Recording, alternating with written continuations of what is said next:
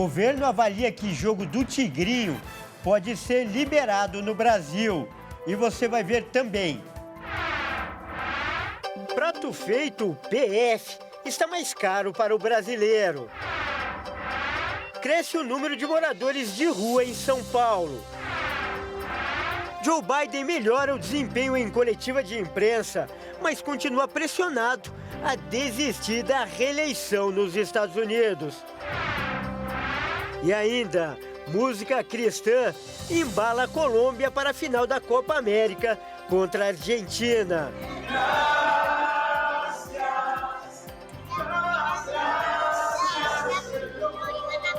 Tudo isso você confere a partir de agora, no Jornal das 18h30.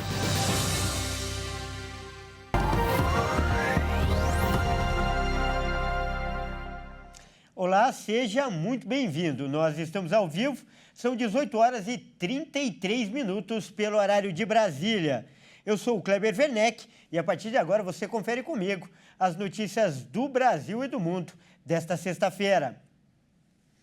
E olha só, o governo federal deve liberar o jogo do Tigrinho no Brasil, mas desde que seja em plataformas nacionais. E o objetivo é bloquear também os sites estrangeiros.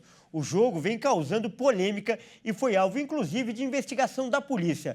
Pessoas já relataram ter perdido muito dinheiro com as apostas.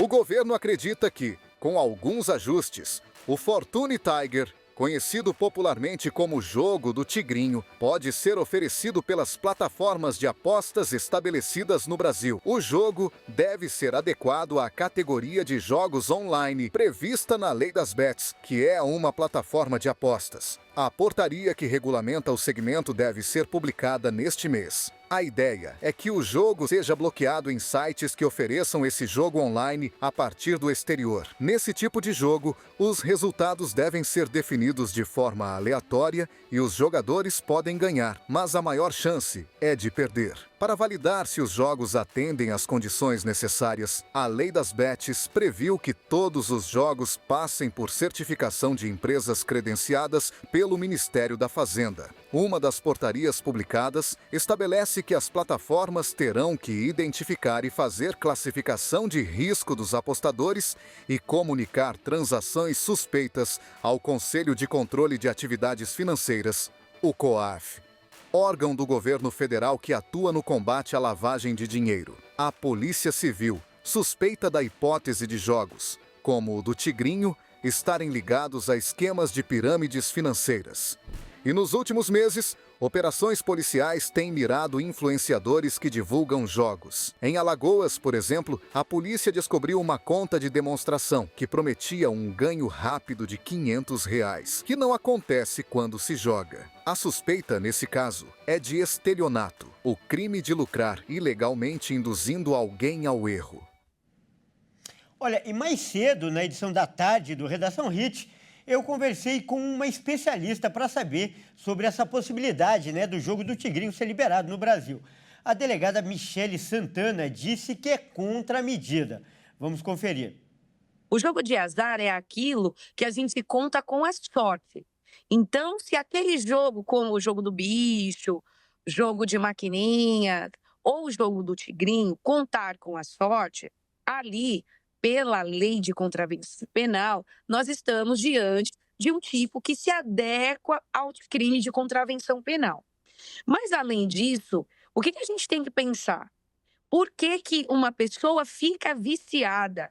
Existe a parte criminal e pessoas sendo afetadas. Isso é um vício, né? A gente tem visto ficar no celular, a gente tem visto ficar na internet, nós temos alguns vícios. Quando esse vício se torna maior que a pessoa, isso é preocupante. Olha, e depois de aprovada na Câmara dos Deputados, a proposta de reforma tributária deve demorar mais tempo no Senado. Isso porque os senadores pedem um prazo maior para analisar o texto. A prioridade na casa será o projeto de desoneração da folha de pagamento. Os congressistas pediram ao líder do governo no Senado, Jacques Wagner, a retirada da urgência do projeto de regulamentação da tributária, que confere 45 dias para a Casa votar a proposta. Os senadores querem mais tempo para analisar o texto aprovado na Câmara. Com o regime de urgência, a votação pode trancar a pauta em caso de não cumprimento do prazo. Jacques Wagner disse aos seus pares que vai levar os apelos ao presidente Lula. Para o líder do governo no Senado, a prioridade neste momento é resolver o impasse sobre a desoneração. O prazo para a aprovação do projeto com o acordo para a compensação termina na próxima sexta-feira. O pedido para que a urgência da regulamentação da reforma tributária fosse retirado se deu na reunião de líderes. Alguns senadores se mostraram incomodados com o pouco tempo para a análise do projeto no Senado, depois de longas discussões na Câmara. A indefinição entre os deputados fez com que o relatório fosse protocolado 3 vezes, sendo que a última foi segundos antes da votação. Além disso, o Senado ainda precisa definir a alíquota do imposto sobre valor agregado e, provavelmente, fazer ajustes para que a taxa não ultrapasse 26,5%, depois da inclusão das carnes na cesta básica 100% isenta de impostos. E o prato feito, o famoso PF, está custando mais caro para o brasileiro. Olha só, dos 10 itens que fazem parte dessa refeição, 8 tiveram alta no primeiro semestre de 2024. O preço da carne caiu, mas a batata ficou mais cara. Essas mudanças de preço contribuíram para o popular PF, ou prato feito, ficar mais caro para o brasileiro. Dos 10 itens mais tradicionais do almoço do trabalhador, 8 tiveram alta no primeiro semestre deste ano. O preço da batata inglesa, por exemplo, foi um dos que mais subiu, ficou quase 56% mais cara. O valor é 22 vezes maior que a inflação oficial do país, que registrou 2,48%. Por outro lado, a alcatra registrou queda de quase 4% no período. Os dados têm como base o resultado do Índice Nacional de Preços ao Consumidor Amplo de junho.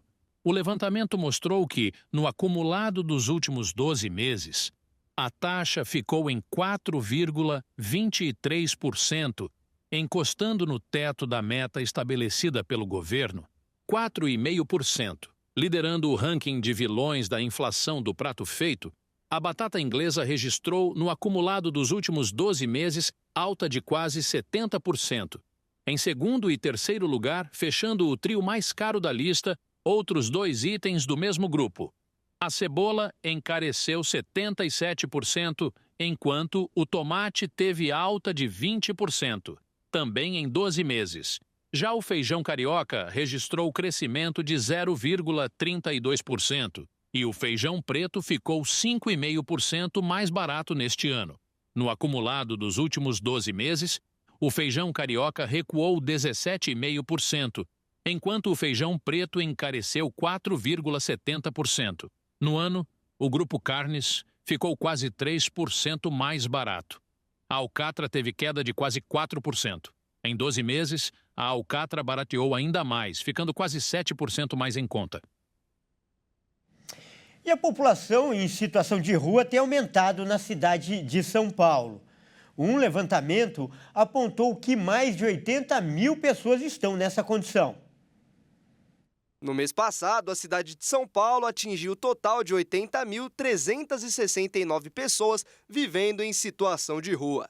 Segundo o levantamento conjunto do Observatório Brasileiro de Políticas Públicas com a População em Situação de Rua, da Universidade Federal de Minas Gerais, o número de moradores de rua aumentou em 24% em relação a dezembro do ano passado. Na época, o levantamento contabilizava o total de 64.818 pessoas nessa situação pelas ruas da capital paulista. Os números são extraídos do Cadastro Único, que é a base de dados do governo federal, atualizados pela Prefeitura através dos Centros de Referência em Assistência Social. Segundo os dados, o estado de São Paulo soma o total de cerca de 126 mil moradores em situação de rua, nos 645 municípios. Nesse caso, a alta é de 18% em relação aos dados de dezembro do ano anterior, quando esse total era de quase 107 mil pessoas. Os números nacionais também avançaram nos últimos 6 meses, de acordo com o levantamento. Em todo o Brasil, já são mais de 300 mil pessoas vivendo em situação de rua. Segundo os dados do CadÚnico, em dezembro de 2023, esse total era de quase 243 mil pessoas. Os pesquisadores acreditam que o aumento expressivo nos registros de pessoas em situação de rua se deve tanto ao fortalecimento dessa base de dados como porta de entrada e principal acesso às políticas sociais no país, como o programa Bolsa Família, o benefício de prestação continuada e outros programas sociais, além da insuficiência de políticas públicas estruturantes voltadas especificamente para essa população, como moradia, trabalho e educação. E começaram a valer em São Paulo as novas regras para a venda de animais domésticos. A exposição dos animais em vitrines, por exemplo, ela está proibida. O projeto de lei que regulamenta a venda de cães e gatos no estado de São Paulo foi sancionado pelo governador Tarcísio de Freitas, após ter passado por diversas reformulações. As mudanças aconteceram depois da pressão de empresários e de entidades de defesa dos animais. Apesar disso, 2 trechos do projeto de lei, aprovado na Assembleia Legislativa de São Paulo, acabaram sendo vetados pelo governador.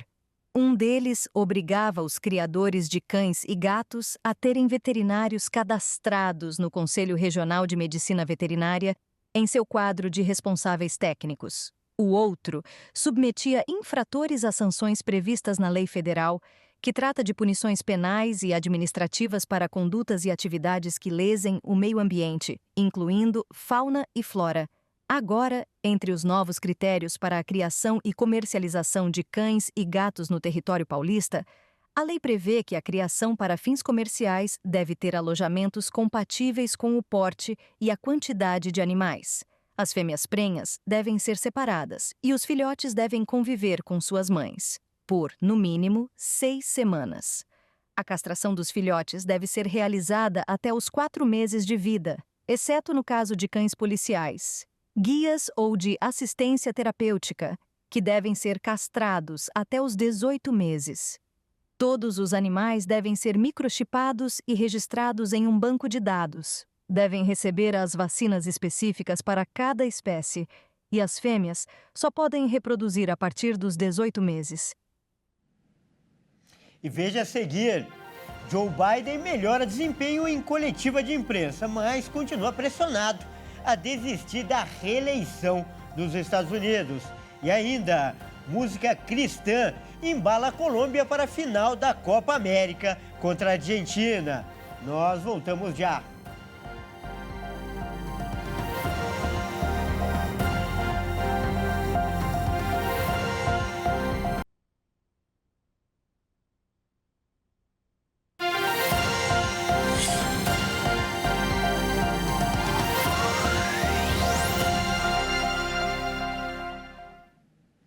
Mais uma vez, seja muito bem-vindo. Nós estamos de volta e ao vivo. São 18 horas e 47 minutos pelo horário de Brasília. E olha só, a pressão para que o presidente dos Estados Unidos, Joe Biden, desista da candidatura à reeleição continua. Ontem, Biden concedeu uma entrevista coletiva para a imprensa para tentar melhorar sua imagem. O desempenho dele foi até melhor, foi considerado melhor aí pelos especialistas. Mas o debate em relação, claro, ao debate contra o Donald Trump, o outro candidato. Mas mesmo assim não foi suficiente para calar os críticos. O presidente dos Estados Unidos, Joe Biden, enfrentou mais apelos de colegas democratas para abandonar sua candidatura à reeleição após a coletiva de imprensa, que realizou nesta quinta-feira à noite na conclusão da reunião de cúpula da OTAN. Até o momento, pelo menos 17 democratas do Congresso pediram para que ele desistisse e permitisse que o partido escolhesse outro candidato, incluindo alguns que anunciaram suas posições após a coletiva de imprensa. Os democratas estão preocupados que os baixos índices de aprovação pública de Biden e as crescentes preocupações de que ele seja velho demais para o cargo possam fazer com que eles percam cadeiras na Câmara e no Senado, deixando sem controle sobre o poder em Washington, caso Trump ganhe a Casa Branca. Mas Biden deixou claro que não planeja se afastar. Até agora, as ofensivas da campanha do atual presidente para atenuar a imagem ruim que deixou no último debate com o Trump não surtiram muito o efeito desejado. A forma como Biden se apresenta passou a importar mais do que o seu conteúdo e essa realidade, por si só, deixa poucas opções para a sustentação de sua candidatura. E agora é hora de falar de esportes, aqui no Jornal das 18h30. E quem traz as informações é o Fernando Jesus. Boa noite, Fernando. Seja muito bem-vindo aí mais uma vez.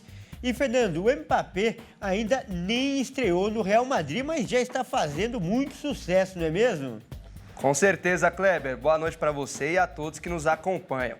O Mbappé será anunciado no dia 16 de julho. E o maior time do mundo está chamando a atenção em Madrid. Os torcedores estão ansiosos para comprar a nova camisa 9 dos merengues e estão movimentando a loja oficial do clube. Vamos conferir. Muitos torcedores fizeram fila nas lojas oficiais do Real Madrid, a maioria em busca da nova camisa 9 dos Galácticos, o astro Kylian Mbappé. Nós viemos da Colômbia, porque meu filho é fã do Mbappé e estamos aqui especialmente para comprar a camisa dele. Estamos muito felizes. Pessoas de diversos lugares do mundo encheram as lojas, depois do anúncio nas redes sociais sobre o número do jogador do Real Madrid. 110 euros só pela camisa, com o nome, os escudos e tudo. Se você preferir o kit completo, sai por 120 ou 130 euros. É caro, mas é o presente de aniversário que meu filho pediu meses atrás. Vale a pena. A torcida do atual campeão da Liga dos Campeões vibra com o momento do clube, o que impulsiona ainda mais a venda da camisa do ídolo. Vim só pela camisa. Ele é um dos meus jogadores preferidos e depois de tanto tempo, ele chegou. Após a eliminação da França nas semifinais da Eurocopa contra a Espanha, o novo contratado pode ser apresentado pelo Real Madrid no dia 16 de julho. Fernando, e depois daquela grande confusão na semifinal da Copa América, a seleção da Colômbia comemorou aí a classificação em clima de paz, não é mesmo, Fernando? Exatamente, Kleber. Depois de muita confusão nas arquibancadas após o apito final, o atacante Miguel Borja, da Colômbia, organizou uma celebração com uma comemoração cristã para comemorar a classificação para a final da competição. Vamos ver.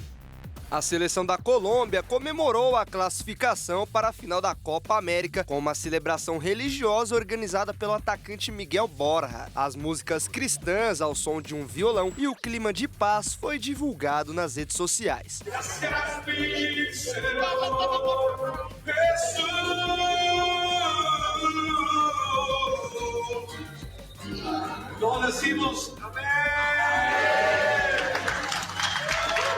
A celebração, inclusive, é totalmente contrária ao que aconteceu em campo após o apito final contra o Uruguai. Borja assistiu a partida da semifinal no banco de reservas. Inclusive, foi um dos protagonistas do início da confusão, ao ser cobrado por Luis Suárez e outros atletas uruguaios por ter invadido o campo para comemorar a classificação da seleção colombiana. A Colômbia agora entra em campo no domingo às 16 horas para enfrentar a Argentina na tão esperada final de Copa América. Kleber, depois da enorme confusão, um clima de paz para amenizar a situação. Eu fico por aqui e volto com você no estúdio. Kleber, grande abraço e um ótimo fim de semana. Muito obrigado, Fernando. Ótimo fim de semana para você também. E o Jornal das 18h30 fica por aqui. Eu agradeço demais a sua companhia e convido a continuar ligado em nossa programação. Ótimo fim de semana e até segunda.